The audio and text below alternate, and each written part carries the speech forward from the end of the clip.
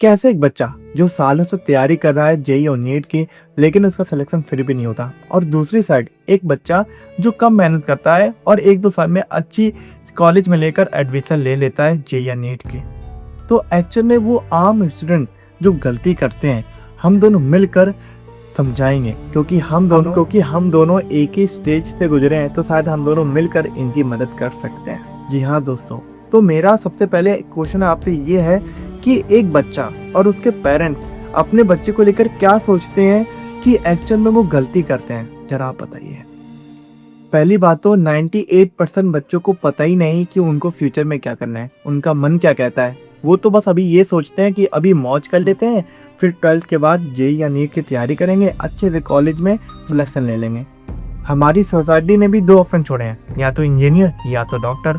अगर बेटा अपने पापा से पूछता है कि पापा मुझे मैथ तो समझ में नहीं आती, बायो मैं पढ़ लेता हूँ, तो जरूर उनका पापा कहते होंगे बेटा हाँ तुम नीट की तैयारी करना और डॉक्टर बनना। और जिस बच्चे को बायो अच्छी नहीं लग रही, मैथ ही समझ में आ रही है, तो हाँ बेटा तुम जाओ आईआईटी की तैयारी करो। मैं बता तो रहा हूँ, हमारी सोसाइटी ने 2 ऑप्शन छोड़े हैं, या तो इंजीनियर या तो डॉक्टर। अगर आपने वो 3 इडियट मूवी देखी होगी और उसका वो वाला सीन जिसमें जैसे ही वो बच्चा पैदा होता है तो उसका पापा कहता है अरे लड़का हुआ है इंजीनियर बनेगा, और वो लड़की होती तो डॉक्टर बनाते, और एक्चुअल में डॉक्टर बना भी दिया था, अगर आपको याद हो। अब चलिए मान लेते हैं कि अब ड्रॉप ले लिया, अब बच्चे को तैयारी करनी है, अच्छे से तैयारी करनी है, और कुछ तो 2-3 साल से तैयारी कर रहे हैं, तो वो एक्चुअल में क्या गलती करते हैं जरा बताइएगा। तो मैं आपको बता दूं, एक्चुअल में जो पढ़ाई होती है वो 9th से लेकर 12th तक होती है। जिस बच्चे ने 9th से लेकर 12th तक अच्छे से बेसिक स्ट्रॉन्ग कर लिया, तो उसका कोई भी कंपटीशन हो वो आराम से क्रैक कर सकता है।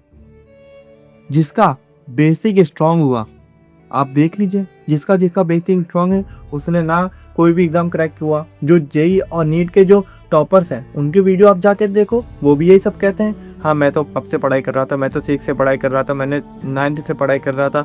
सब यही करते हैं क्योंकि एक्चुअल में यही हो रहा है। अगर आपका बेसिक स्ट्रॉन्ग है तो आप देख लीजिए कोई भी एग्जाम क्रैक कर लेंगे। जो बच्चा 9th से 6 से तैयारी कर रहा है, उसका भाई कितनी बार बेसिक कंप्लीट हुआ होगा, कितनी बार उसने क्वेश्चन प्रैक्टिस करी होंगी। अब उसका सिलेक्शन नहीं होगा तो किसका सिलेक्शन होगा। असली पढ़ाई 9th से लेकर 12th तक होती है।